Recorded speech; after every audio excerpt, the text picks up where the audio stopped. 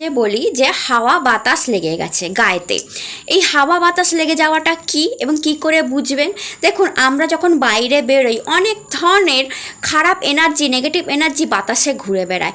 সেই negative energy যখন আপনার প্রতি অ্যাট্রাকশান ফিল করে তখন আপনার গা দিয়ে পাস করে বেরিয়ে যায়। এটাকে হাওয়া বাতাস লেগে যাওয়া বলে।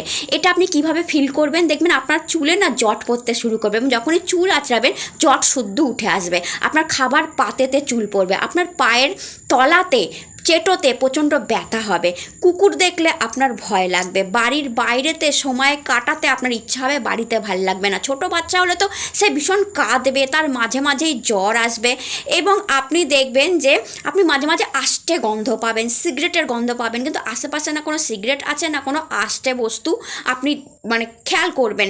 আর আপনার দেখবেন কাঁচা জামা কাপড়ের থেকে আপনি অকাঁচা জামা কাপড় বেশি পরবেন, তখনই বুঝবেন আপনার হাওয়া বাতাস লেগেছে, আপনি ঝাড়িয়ে নেবেন সেকে।